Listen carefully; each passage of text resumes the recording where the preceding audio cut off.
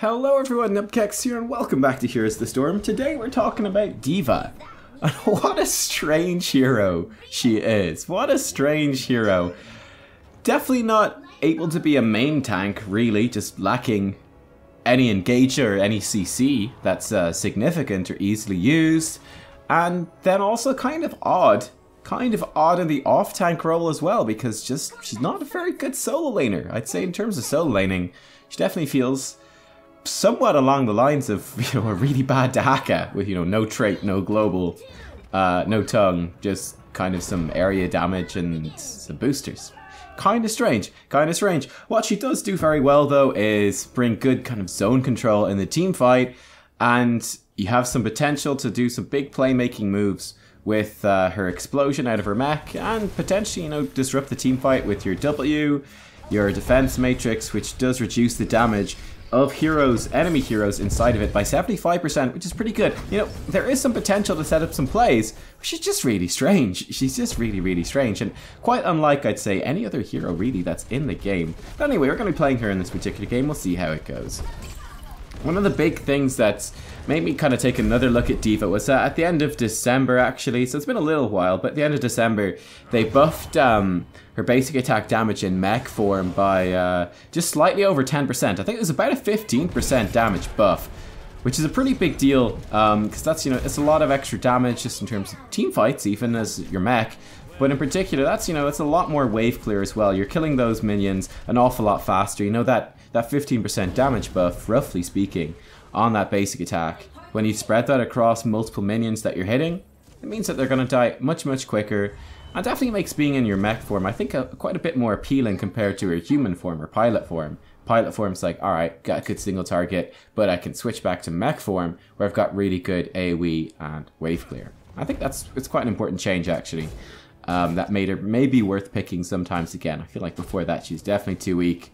Probably still a bit weak, a bit weird at the moment, but in certain comps, like this one, I think it actually works pretty well. You can go for it, and you can make it work. Level 1 is an interesting set of talents.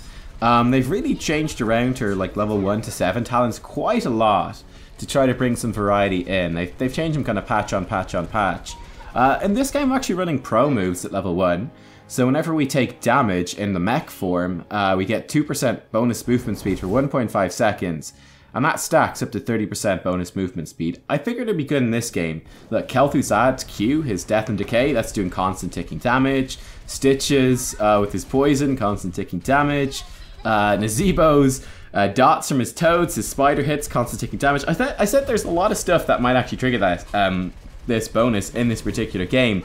So why not give it a go? I think also as well, it doesn't all drop off instantly, but rather once you stop taking damage, it drops off 1 stack per per 1.5 seconds. You can see that happening right now, actually. So once you've kind of built it up, you're not gonna instantly lose the buff. It's gonna stick around for a little bit of time, which is pretty cool. You'd normally probably take Hit the Nitrous, which gives you a bigger speed boost when you go into boosters. For half a second, and during that initial half a second of boosters, they also do 50% bonus damage. It's kind of nice for a bit of extra wave clear. However, I think that boosting your basic attack damage means that that talent's not as necessary anymore. And also in this game, we've got Hanzo, we've got Thrall, we've got a bunch of heroes that kind of want the minions to be clumped up. So you'll have noticed, for example, in the early game, we're laning with Hanzo. I'm not actually splitting the minions up. I want to keep them fairly close together so Hanzo can actually kill them. With his damage. Make it easier for Hanzo to hit. No point in doing a tiny bit extra boosting damage and then making Hanzo unable to actually land his abilities, right?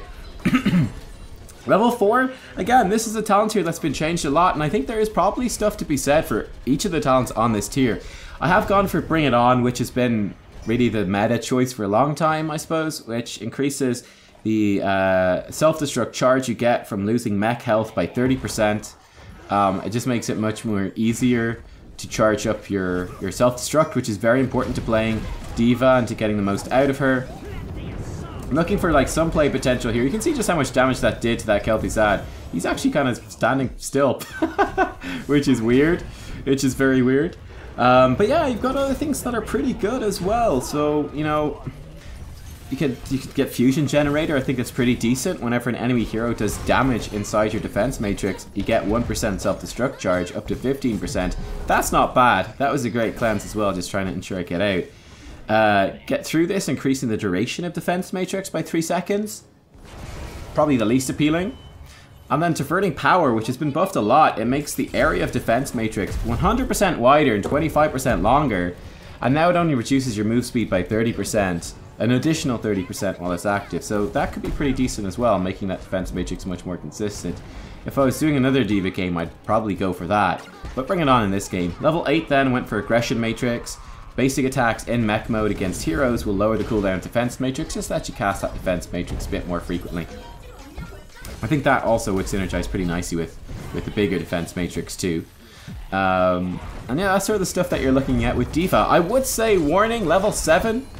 Nuclear Option is pretty much a trap talent. This increases the timer on your self-destruct by 3 seconds, i.e. it takes 3 seconds longer for the mech to explode, but increases the damage by 70%.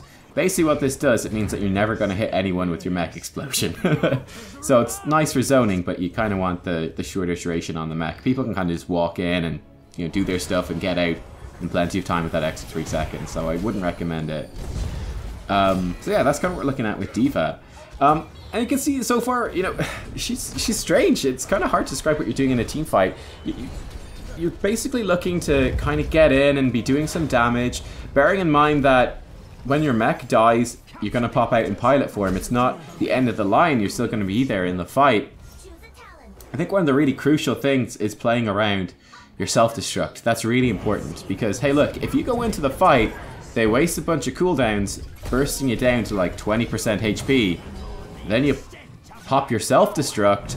All of those cooldowns they used on you are totally wasted. It doesn't matter, right? Your mech gets drops and you're just fine. Also in this game they've got a Stitches, so I suppose D.Va in some ways is nice against Stitches because if they hook you, I mean, it's just gonna hook an exploding mech in there. So I think that's really important, right? You want to be very aware of how much self-destruct charge you have and be playing around that. If you don't have enough to self-destruct, you want to be going into the fight and kind of calculate how aggressive you can be going into the fight so that you will be able to self-destruct before your mech is destroyed.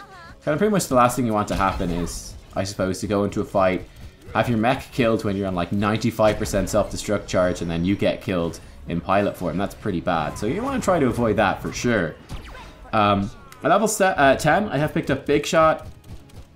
So this is a heroic ability available only while we're in pilot form. It does this like charge up line. Takes, I think it's about half a second to fire. And then it does a chunk of damage to enemies in a line. When we hit a hero with it, it does reduce the cooldown of our call mech by 40 seconds. So it's just a nice way, if you ever do have your mech destroyed normally, to get your mech back quicker. It also does some like pretty good damage. You can see me using it there. For example, as the minions were coming in a line, we can hit the minions in a line, and it's going to help our wave for quite a lot. And yeah, just we got a lot of single target damage while we're in human form. So that was kind of the idea there. As we're pushing in that tower, I'm like, all right, we'll use our heroic, our Big Shot for wave clear, and then I'll be able to focus my single target attacks on the structures and kind of take those down and have a bit of split push threat going on as D.Va as well. I still think I'm not 100% sure, to be honest with you, though, what the ideal way to play that is, right? Because the big considerations, I should have cancelled my W there, that was a real waste, oh well. One of the big considerations is that you can't build up any self-destruct charge when you're in human form, right? It expires. It doesn't work. That was kind of a bit of bad luck. We didn't get the other guy there on the side. Zebo comes back in and gets, I don't know what he was trying to do, but he gets absolutely wrecked. I mean, even if we didn't have Big Shot, we could have just shot him with a normal basic attack. A bit odd there from the Zebo, but we'll take it. Yeah, like, I don't know, I really do feel like with that mech basic attack damage being buffed, you really don't want to maybe stay in pilot form all that long. Again, what you're giving up is the ability to charge up self-destruct. The advantage of staying in pilot form is that you do, in theory, a lot more damage, but that's not as big a difference now that they have buffed the mech damage in terms of at least pushing waves and things like that. So it is an interesting trade-up. It's an interesting comparison that you have to make. What do I want to do? How do I want to how do I want to split this in terms of when do I go back into mech? Sometimes it is worth delaying. Sometimes it is worth delaying. Level 13, I pick up Ablative Armor. So any damage that would deal less than 4% for maximum HP in mech form, right, when we're in mech form, it reduces that damage by 50%. Again, I think it's really good in this game. It's going to reduce all the ticking damage from Death and Decay from Kel'Thuzad, probably most of the ticking damage from the Zebo, ticking damage from lots of ticking damage is going to be reduced, which is great. Right there, that's like, that ended up being a great mech play there. Just as we're about to die, in fact the mech was dead, but we got the self-destruct off. Synergizing the boosters with the mech, you can, if you eject while your mech is boosting, it will keep going. You can activate boosters again to cancel and place it where you want it. So we're able to drop that self-destruct right behind Kel'Thuzad in the way he'd have to go to get to safety.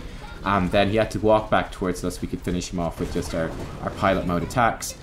Then again in pilot mode, we soak up a bunch of shots from the tower, and we hop back into our mech just before we die in pilot mode. Again, I'm kind of trying to maximize the HP bars of both of our modes and swapping back into the other mode before we die, but while still getting good value out of that.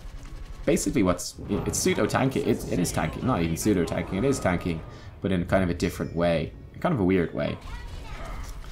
So yeah, that's the sort of stuff that's going on here. You can see it enables us to be quite aggressive in this game. Really nice move by Thrall, trying to hunt down this Kel'Thuzad. We actually get the kill on Kel'Thuzad. Stitches his bile from his heroic. That's going to be another thing that we're going to be pretty good at surviving thanks to our ablative armor. And you can see we're just in the back line here. We're just helping the Thrall. We don't even care. Our 3 teammates there are almost dead. Look at those HP bars at the top. 3 teammates very close to death, but we just about squeezed through it. Varian is trying to clear a tower up top, and with that we actually control all the towers, which means we're going to get some free shots in. Level 16 is another very interesting tier from D.Va. I should say on 13 I actually think that all the talents are good. You just want to pick whichever one fits the particular game the best, with ablative armor, if it works, being the best one. Level 16 is really interesting, really interesting. The 2 most common ones are definitely GG well played, and then what I took, which is Torpedo Dash. So GG well played increases the basic attack damage in pilot mode by 50%, and if you ever participate in a takedown in pilot mode, it instantly refreshes the cooldown of Call Mech. So that's very powerful. Again, it just enhances that single target damage in pilot mode, and it means that you're going to have your mech available to go an awful lot quicker. That's definitely by far the most popular one. I do feel like it doesn't synergize that well with Big Shot. You know, Big Shot's giving you that cooldown reduction anyway on your mech, and that's also damage that you're getting that's not basic attacks in pilot mode, so they don't synergize all that well. I mean, they don't anti-synergize, they don't synergize all that well. We sneak in, by the way, the last 3 shots there. Torpedo Dash is pretty good as well. This gives you a dash in pilot mode, just ensures that you can stay safe, stay alive, get in good positions to get your big shots off and then get back. Probably a bit more consistent, so it's kind of a toss-up there. And probably get the Mecha Fall at level 20, which increases, makes your mech instant and makes it do damage when you call it in. Pretty nice, just again for more consistency. You don't want to get interrupted trying to call in your mech. There's the stats. Again, that's the talent build I went for. I think it's pretty interesting. Lots of different ones you could maybe mix in there. And that's D.Va. Again, like I said, a weird hero. I think probably the most important thing when choosing D.Va is you are probably going to be solo laning. I think the draft, yeah, let me put it like this. The draft is probably the most important thing in terms of picking D.Va. She's very weird. You have to have a very good reason, I think, for picking her in the game. Probably like you're going into a solo lane where you're not going to get wrecked. Then you could probably make her work pretty well. Then she's going to be pretty good. But just compared to many other solo lane heroes, she's just not going to be as good. So you need to make sure that you're going into a matchup that you can do well in, that you can win. But I think that with the buff to those basic attacks in mech form, it makes a very large difference, and I think with that, she is a hero that is worth checking out again in the sort of the current patch, the current state of the game. So there you guys go. Hope you enjoyed. Thumbs up if you did. I'll see you all next time for some more Heroes of the Storm. Thanks for watching. Bye-bye.